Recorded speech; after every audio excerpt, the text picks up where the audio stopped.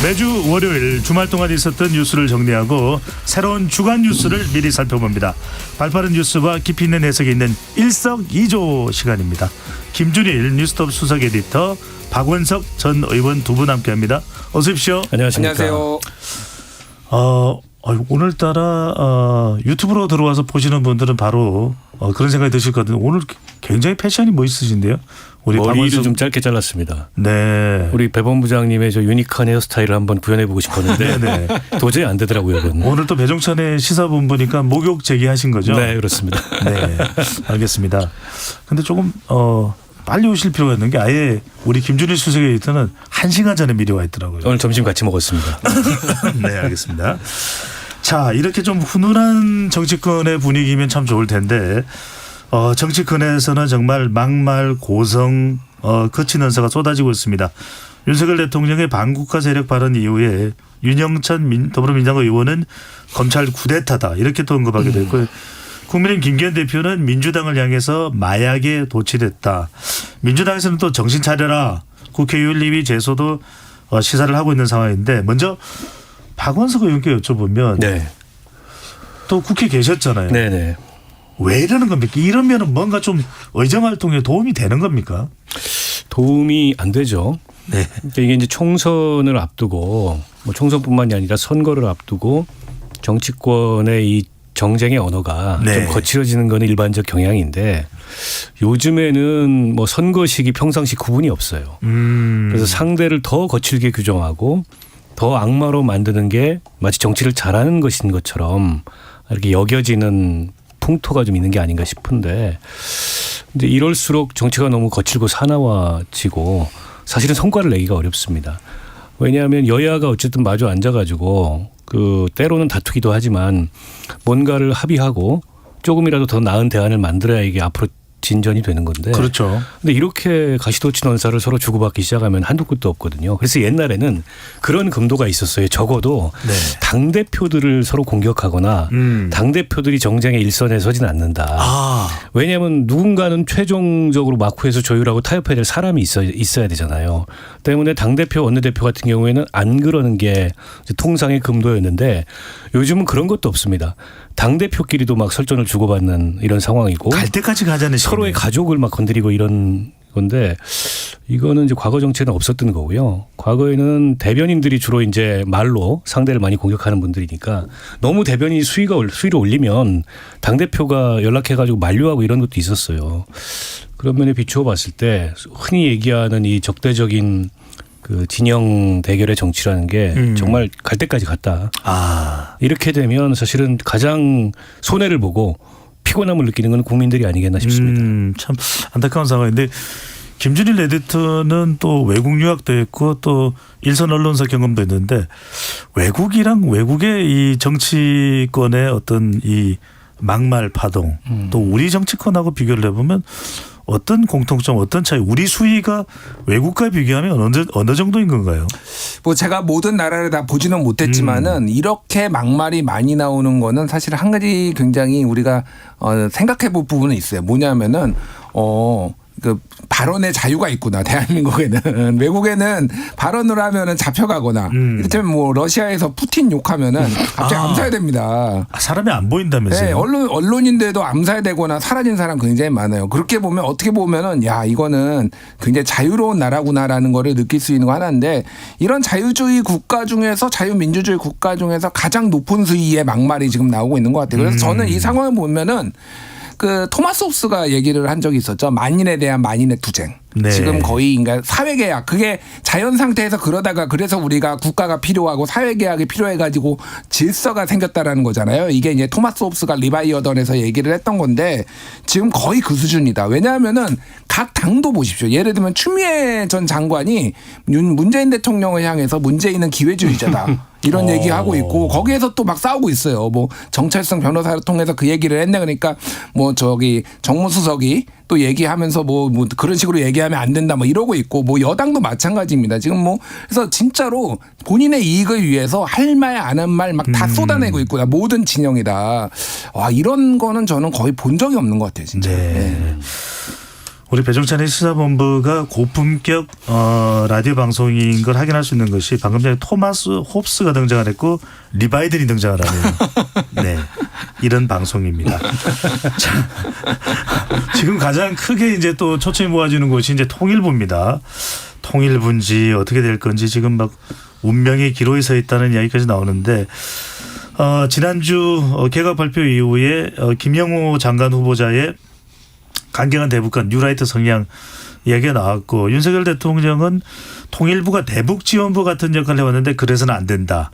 이제 통일부가 달라질 때가 됐다. 자, 일단 박 의원님이 의회에 계실 때나 지금 또 계속해서 국회 상황들을 보고 있는데 통일부가 달라져야 된다는 논의가 이전부터 있었습니까? 뭐 어떻게 달라져야 된다는 이야기인가요?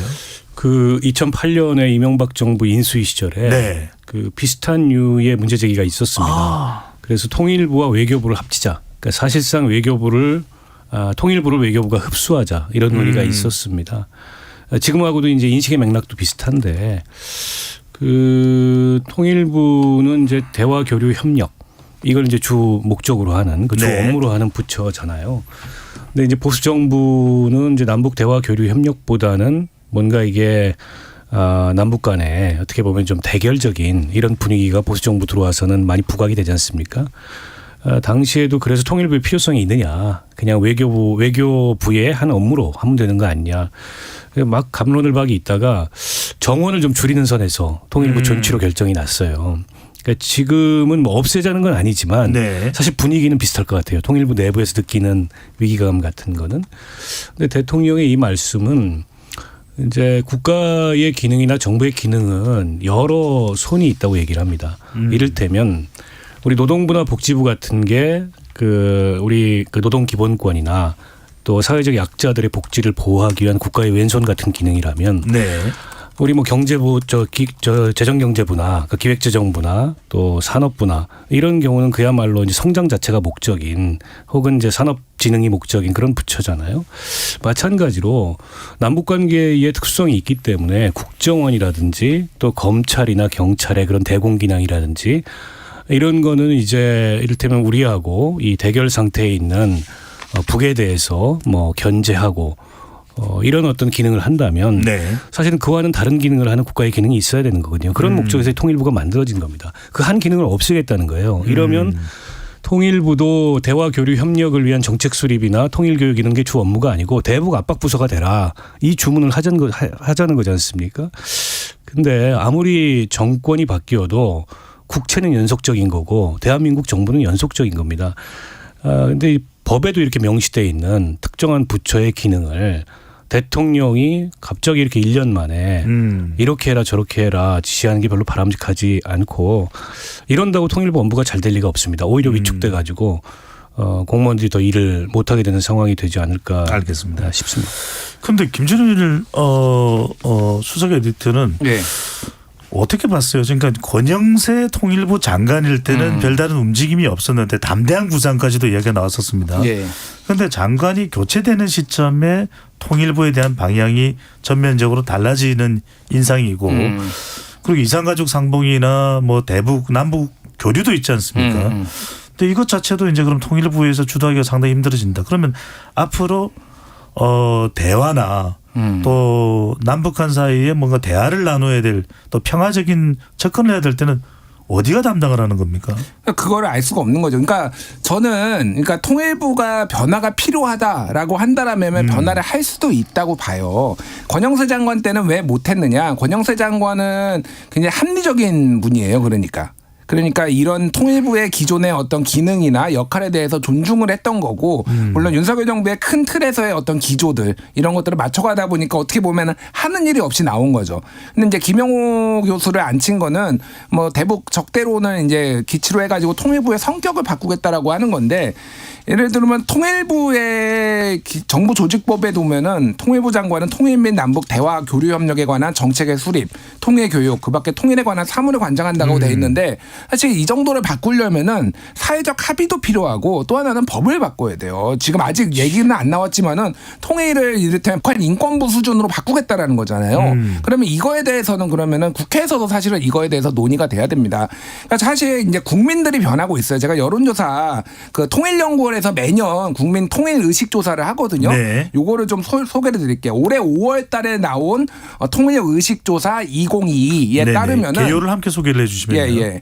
개요는 제가 좀 찾아주시죠. 개요까지. 네. 자, 그러니까 통일이 필요한지에 대해서 물어봤는데 어떤 통일이 맞느냐라고 하니까 국민들이 두 체제가 상호 우호적이지만은 각자 그냥 두 체제를 인정한다가 비율이 네. 37.5 한마디로 얘기하면은 그냥 분단해서 살자요. 전쟁하지 말고 이게 제일 높았고요. 통일된 단일 국가가 27%, 경제 통합 상태가 23.4%, 남북 연합형 체제가 12.1%. 그러니까 연방 국가 같은 거죠. 그러니까 지금 쉽게 얘기하면 국민들은 그냥 분단한 채로 전쟁만 하지 말고 살자. 이렇게 제일 선호도가 높다라는 거예요. 그러니까 만약에 이런 거에 기반을 해가지고 통일부의 성격을 바꾸려면은 좀 바꿀 수도 있다고 봅니다. 그럼 국민적 합의가 있어야 되고요.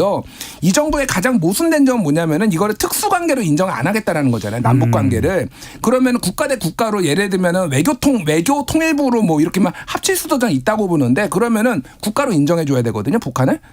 예. 인정할 자세가 돼 있냐고요. 준비가 돼 있냐고요. 대표적인 게 그거예요. 문재인 정부 때 2019년에 탈북어민 북송 사건이 있었습니다. 네. 이게 뭐냐면은 그 탈북 그 북한에서 선상에서 반란을 일으켜가지고 3명에서 16명을 죽이고 살인 사건이 있어서 16명을 죽이고 남하로 넘어왔어요. 그래서 이미 우리 감청을 다 해가지고 살인자들을 쫓고 있다. 군대가 북한 군인이 이거를 다 듣고 와서 이거 넘자마자 NLL 넘자마자 납포해가지고 얘들 신문해가지고 자백까지 받아냈어요.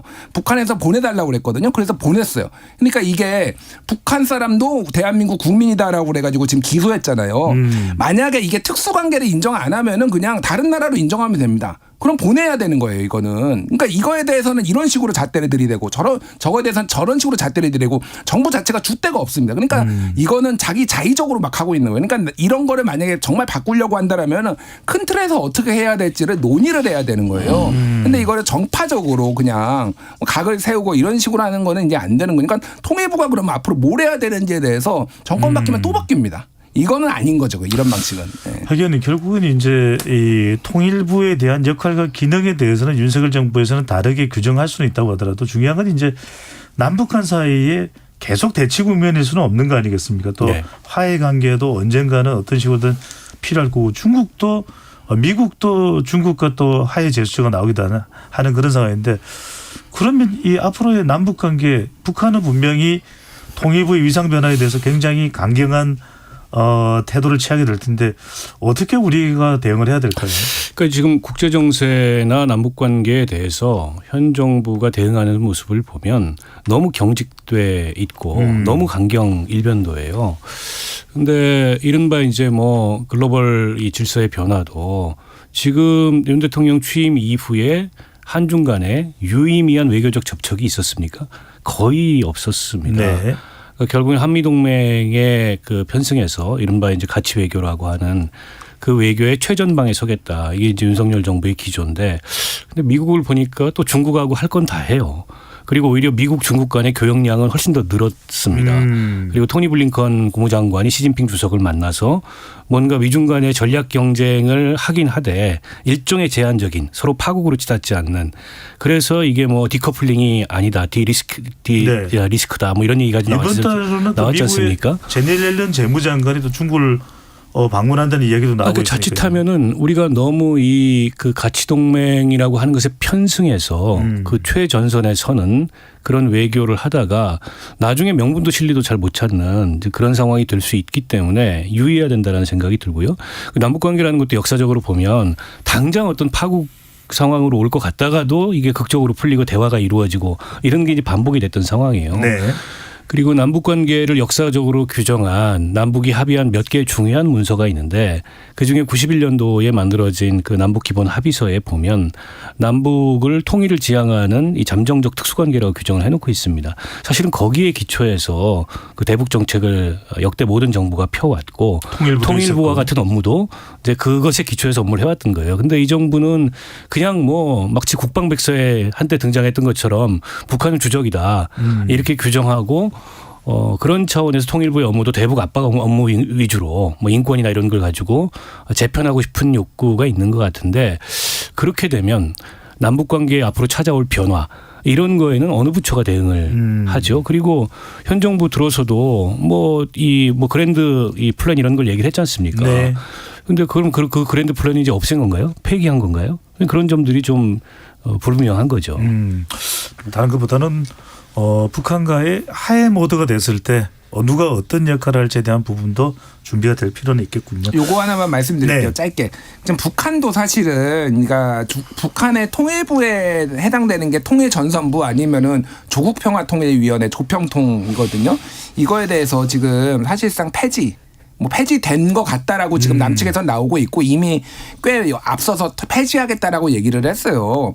그러니까 사실상 남북 대화 창구가 지금 다 막혀 있는 거죠. 그러니까 그때 남북 공동연락사무소 지난해 6월에 이제 폭파하고 이런 상황입니다. 그래서 북한도 대남 태도 자체가 상당히 또 강경한 것만은 또 분명한 거네요. 강경해졌어요. 그걸 네. 그래서 현정훈 회장이 최근에 아태평화의를 통해 가지고 통일부의 허락을 득하고 북한에 가겠다라고 국내 언론에 보도가 나니까 허락을 해주는 거에 앞서 가지고 북한이 안 받아 오지 마 이렇게 딱 잘라버렸거든요. 그러니까 사실은 이제 대화는 완전히 단절됐다라고 봅니다. 그래서 저는 이 큰 틀에서 정말로 아까 말씀드렸지만은 우리나라가 통일을 반드시 해야 되는가? 이렇게 생각하는 사람들이 굉장히 많아졌거든요. 특히 20대, 30대 같은 경우에는 60%가 넘어야 통일 필요 없다라고. 뭐 옳다 그르다를 떠나가지고 그러면은 전체적으로 통일부를 어떻게 할 것인가, 통일 정책은 어떻게 할 것인가. 그러니까 뭔가를 평화적으로 할 것인가 아니면 그냥 각자 자기 살 길 갈 것인가, 평화만 안착시킬 것인가 이런 거에 대해서 큰 틀에서 해야 되는데 굉장히 졸속이라는 이 정부에서 하는 정책 하나하나가 다 졸속이라는 겁니까? 북한의 상호주의에 맞춰서 뭐 북한이 없으면 우리도 없애는 것도 저는 뭐 고려해 볼 만하다고 생각을 합니다. 네.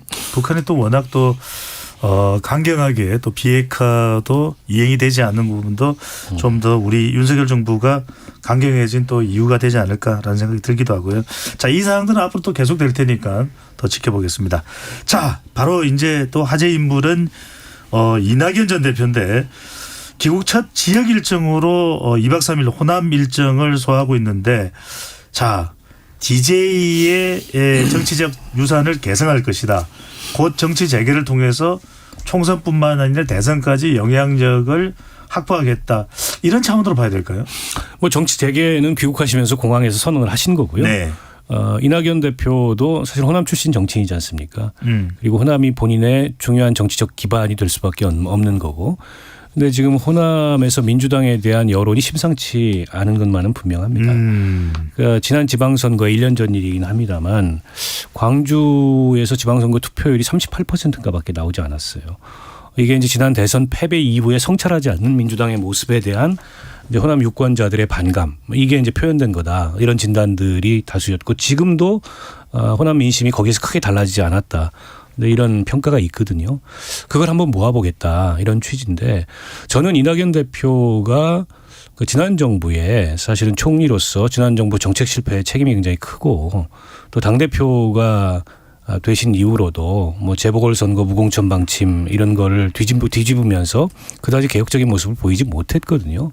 그리고 위성정당 만들어가지고 선거제도 개혁 무력화시킬 때 공동선대위원장 역할도 하셨고 이제 그런 거에 대한 그러니까 본인의 지난 과오 그로 인해서 정권 교체가 되게 되고 윤석열 정부가 탄생하게 된 것에 대한 좀 뼈저린 성찰 같은 걸 먼저 전제하고 민주당의 혁신을 얘기한다면 이재명 그 대표의 리더십과는 좀 차별화가 될 텐데 사실 별로 차별화가 안 되거든요. 그런 성찰이 전제되지 않았기 때문에 공항에서 내 책임도 있다 이렇게 말씀하셨지만 그건 애둘러 한 말씀이고 네. 그러니까 과연 이낙연 대표가 대체제겠냐. 그냥 보완제일 뿐 아니겠냐. 근데 국민들이 보기엔 볼성선압계 둘이 싸운다. 그게 앞으로 이제 전면화된다라고 하면 총선 앞두고 민주당은 더 좀 암울한 상황이 되지 않을까요? 저는 그렇게 봅니다. 총선 전에 이낙연 전 대표의 등장과 행보는 오히려 민주당에 더 암울한 상황이 될 수도 있다. 그런데 이 이낙연 전 대표가 혼합 행보하고 있고 또 비명의 구심점이 될 수도 있다. 이런 기대치도 나오지만 과연 지난 대선 민주당 경선 때를 보면은 전국적인 인기나 대중성이나 이런 부분들은 좀 확보가 잘 안 되는 모습도 보였거든요. 과연 이제 이낙연 전 대표의 기대대로 더 인기를 얻고 이재명 대표와 거의 대등한 수준 또는 뛰어넘는 수준의 정치력을 확보할까요? 어떻게 봅니까? 총선 전까지 또는 그 이후에라도요. 그러니까 각종 이전의 과거의 여론조사를 보면은 민주당의 열성 지지층한테는 이재명의 지지가 더 높았지만은 중도층까지 보면은 그러니까 뭐 잠재적으로 민주당한테 표를 줄 수도 있는 사람들까지 보면은 이낙연 후보가 상당히 경쟁력이 있었거든요. 되게 재밌는 게 최근 여론조사 하나를 소개시켜 드릴게요. 네. 뉴스토마토가 지난 6월 26일부터 28일까지 조사를 했는데 예. 이낙연 전 총리의 향후 행보에 대해서 이재명 대표의 경쟁자로 나서야 한다 36.6. 네. 이재명 대표에게 힘을 보태야 한다 31.5. 아무런 역할도 해선 안 된다 24.7 이렇게 나왔는데 이게 재밌는 게 정치 성향별로 보면은 이재명 경쟁자로 나서야 된다는 보수층이 59.2 이재명에게 힘을 보태야 된다 9.7 그러니까 보수층에서는 야 이재명하고 싸워 이렇게 지금 얘기를 하고 있고 네. 진보층에서는 이재명 경쟁자가 19.4 이재명에게 힘을 보태야 50.2 반대로 나왔어요. 그러니까 사실은 민주당에서 이렇게 이재명을 없고 안착하기가 만만치가 않다라는 걸 이제 알 수가 있는 거죠. 근데 중요한 거는 그런 것 같아요. 결국은 이재명의 리더십이 지금은 아직까지는 위태위태하지만 가고 있는데 이게 하나는 사법 리스크 유죄가 나온다라는 거 하나 또 하나는 이제 당의 혁신이 제대로 되지 않았을 때 이낙연이 목소리를 더 높이고 그러면서 공간이 열릴 가능성이 충분히 있다라는 거죠. 그러니까 그 부분은 먼저 선제적으로 뭔가를 얘기를 하기보다는 아마 기회가 왔을 때 움직여야 되지 사람들도 납득을 하지 야 이재명 흔들려는 거 아니야? 당 쪼개려는 거 아니야? 이런 비난을 먼저 사서 감수할 필요는 없어 보입니다. 네. 방금 전에 김준일 에디터가 인용한 조사는 뉴스 토마토가 미디어 토마토에 의뢰를 한 조사이고 자세한 오늘 소개해드린 모든 조사는 중앙선거인조사심의위원 홈페이지에서 확인 가능합니다. 이따 소개해드리는데 같이 말씀드릴게요. 앞서 이제 김준일 에디터가 통일의식 조사 2022 보고서는 이 내용에서 참고를 하시면 되고 자세한 내용은 통일연구원 홈페이지에서 확인 가능합니다. 이걸 또 다 말씀을 드려야 돼요. 근데 원래 이 통일연구원 거 같은 경우에는 네. 개요를 말하지 않아도 사실 상관은 없습니다. 원래 네. 방송법상. 예. 하지만 우리는 항상 다 소개를 해드립니다. 철저한. 예. 네, 철저한 KBS 1라디오입니다. 자, 이야기를 국민의힘 쪽으로 옮겨 가보겠습니다. 친박계 자장으로 불렸었던 최경환 전 경제부총리가 최근에 이준석 전 대표를 만났어요. 자, 이준석 전 대표 하면 지금 윤석열 대통령과는 좀 결을 달리하고 있는데 만나서 최경환 전 부총리가 보수 대통합을 거론했고 내년 총선 승리를 위해서 이준석, 유승민, 나경원, 안철수 연합군처럼 뭉쳐야 된다. 이게 자칫 어떻게 보면 성격상 반유는 아니더라도 비운일 수 있는데 이런 대통합 가능할 수 있을지 그리고 뭔가 파괴력이 생길까요? 이게 상당히 좀 네. 의미심장한 얘기를 의미심장한 시점에 전 한 것 같아요. 네. 결국 이제 총선 앞두고서 이제 당을 친정체제로 또 정부를 확고한 친정체제로 굳혀가고 있지 않습니까? 지금 윤석열 대통령이. 근데 최경환 전 부총리 같은 경우에는 뭐 박근혜 정부 때 핵심이긴 했지만 네. 현 정부하고는 거리가 있고 또 사면복권이 됐지만 어쨌든 뭐 국정농단 사건 연루자이기도 하고 수사도 받았어요. 윤 대통령 특검팀으로부터. 그리고 이제 형도 살고 나왔고. 감정이 좀 앙금이 남아있을 수도 있겠네요. 감정의 문제는 아닌 것 같고요. 그보다 조금 전략적인 포석이 있는 것 같아요. 내년 총선에 대구 경북 지역을 중심으로 최경환, 우병우 등등이 스크럼을 짠다. 이런 풍문이 없지 않아 있지 않습니까? 그리고 국민의힘에서 공천 못 받을 테니까 공천 못 받아도 무소속으로 돌파한다. 이런 소문이 있는 와중에 이 보수 대통합을 얘기하면서 거기에 이제 주로 당에서 윤 대통령으로부터 팽당한 사람들을 거론을 했어요. 네. 상당히 저는 의미심장한 메시지고 지금 당 주류 윤핵관들이 보기에는 불쾌한 얘기죠. 그 불쾌감을 또 드러내고 있고 왜 뭐하러 이런 시점에 저런 얘기를 하냐. 더군다나 이제 반성해야 될 사람이 이런 식의 반응들이 있어요. 그래서 여권 내부도 내년 이제 공천을 둘러싸고 상당한 균열의 이 조짐이나 혹은 그 균열의 가능성이 좀 엿보이는 게 아닌가 싶습니다. 지금까지는 이준석, 유승민 대표는 뭐 자기는 총선 출마 안 하겠다고 선언했으니까 네. 이준석을 공천을 줄 거냐 말 거냐 뭐 이런 게 주된 관측 포인트였는데 지금 최경환 부총리가 거기에 접근함으로써 판을 좀 키우고 있는 게 아닌가라는 생각이 듭니다. 그렇군요. TK 신당 또는 뭐 신친박연대 2008년에 국민도 속고 나도 속았어요 했던 그때 이제 박근혜 전 대표인가요? 예. 그 당시에 이런 공천 관련된 파장이 있었는데 신친박연대 또는 TK 신당 가능할까요? 저는 쉽지 않으리라고 봅니다. 왜냐하면은 역시 박근혜라는 구심점이 있었고 미래 권력이 있었기 때문에 확고하게 본인들이 탈당을 해가지고 당을 만들어서 이제 연합, 뭐 무소속 연합이 됐든 뭐가 됐든 할 수가 있었는데 지금은 그럴 만한 인물이 없어요, 사실은. 그래서 생각보다 역대 대통령, 보수 대통령 중에서 어떻게 보면 정권 초기이기도 하고 가장 그립감이 강하다. 그리고 또 하나는 지금 자리가 많아서 상당히 그 불만이 있는 사람들을 자리를 골고루 잘 나눠줄 거다 이런 얘기도 돌고 있어요. 그러니까 그래서 생각보다 그렇게 막 신당이 파괴력이 있지가 않을 것이고 제3 세력이 어떤 식으로 움직일지가 좀 그게 좀 더 유의미하게 좀 지켜봐야 되지 않을까. 뭐 찻잔 속에 태풍이 될지 아니면은 거대한 한 세력이 될지 그건 좀 봐야 될 것 같아요. 예. 김준일 에디터가 보시기에는 아주 큰 파괴력은 아닐 것 같다. 예, 그 TK 신당은 저는 그렇게 이게 판을 흔들 정도로 몇 명은 생존할 수 있지만은 네. 그 정도는 되기는 힘들 거라고 봅니다. 각자 도생이 될 가능성이 높다. 저는 그렇게 봅니다. 예. 자, 한 가지만 더 여쭤보겠습니다. 여야가 후쿠시마 원전 오염수 방류 문제 상당히 대립하고 있는데 국회 부의장인 민주당 김영주 의원이 오염수 방류 계획 철회를 촉구하는 결의안을 처리하는 날 일본 골프 여행을 계획하는 문자를 주고받은 사실이 보도됐습니다. 이게 이제 또 국민의힘에서는 내로남불이라고 하는 또 공세가 나왔고 국회 부의장 사퇴까지 요구를 하고 있는데 우선 그냥 단도직입적으로 저도 잘 이게 와닿지가 않아서 박 의원님 이게 왜 문제가 일단 가장 크게 되고 있는 겁니까? 쟁점이 뭡니까? 하필이면 이거를 그 결의안 처리하는 날 국회에서 문자를 주고받은 게 문제죠. 그러니까 오염수 방류 문제와 일본 여행 가는 문제는 별개입니다. 사실은 지금 그 일본 관광객들 중에 최다 방문객이 대한민국 국민들이세요. 가뜩이나 엔저 현상까지 지금 맞물려 가지고 네. 어마어마하게 지금 일본 여행을 가고 있는 상황이거든요.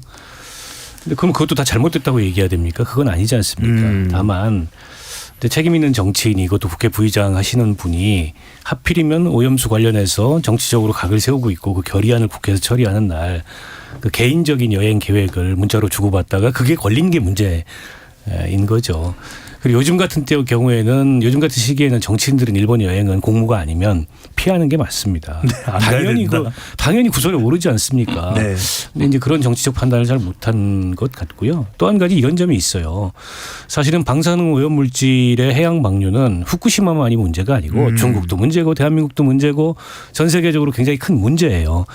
근데 이제 이 오염수의 해양 방류를 기존까지는 문제가 아니었고 앞으로도 문제가 아닌데 후쿠시마만 문제인 것처럼 그거는 사실은 다분히 반일 정서에 기초해서 이 문제에 대한 캠페인을 민주당이 집중을 하고 있거든요. 근데 이제 그런 점의 역효과죠. 그런 점이 이런 걸 통해서 역풍이 부는 거고 과거에도 그랬어요. 불매운동 열심히 하다가 최광욱 의원 보니까 렉서스 타고 다니네. 뭐 이런 그 역풍을 맞는다든가 또 박영선 의원 봤더니 한일 양국의 똘똘한 한 채씩을 다 가지고 있네. 대한민국 국민들 누구나 하기 힘든 이런 걸로 이제 역풍을 맞았던 경우가 있는데 그래서 이 핵 오염 물질 해양 방류 문제를 너무 이게 후쿠시마만 가지고서 물론 이제 후쿠시마가 사고 원전이기 때문에 특수성은 있어요. 이걸 이제 반일 기조에 기초해서 몰고 가는 건 좀 문제가 있다. 저는 그렇게 생각합니다. 제가 짧게 말씀드릴게요. 그러니까 일단 잘못한 거는 회기 중에 일을 보고 있으면서 업무를 보고 있으면서 놀러 갈 생각을 너무 세게 한 거. 왜 걸리지 좀 마십시오. 권성동부터 해가지고 맨날 문자 보내다가 왜 이렇게 걸립니까? 왜 이래 기자들이. 자꾸 들키죠? 그러니까 그래서 이 보안 필름 좀 제발 해라. 한두 네. 명도 아니고 좀 다 붙여라 제발. 이게 제공이 안 되나요? 그리고 박원석 의원님이 말씀하신 거에 동의를 좀 하는데 일본 여행 가면 안 됩니까? 아니 저는 올해 4월달에 사케 박람회 가가지고 사케 100잔 먹고 왔어요. 제가 네. 후쿠시마 오염수 방류에 대해서 강력하게 반대하고 있는데 네. 그럼 저는 일본 가면 안 되는 건가요? 그러니까 이런 식의 단순한 이분법적 사고를 국민의힘이 그래서 맨날 갈라치기 한다고 본인들이 민주당 비판하면서 이런 식으로 접근하면 안 되죠. 그러니까 네. 비판할 것만 비판하십시오. 알겠습니다. 일본 이야기는 좋은데 과도한 사케 이야기도 좀 자제를 해 주시고요. 제가 워낙 술을 좋아해서 술을 주종을 가리지 않습니다. 자, 콩으로 저는. 김태형님, 배종찬 소장님 흰색 옷을 입으시니까 앙드레 김 생각납니다. 아이고 감사합니다. 별명이 또 하나 늘었습니다. 앙드레 밴드요. 성대모사를 할 수는 있는데 안 하겠습니다. 감사드리고요. 자, 김준일 뉴스톱 수석 에디터 박원석 전 의원과 일석이조 함께했습니다. 두 분 말씀 고맙습니다. 고맙습니다. 감사합니다.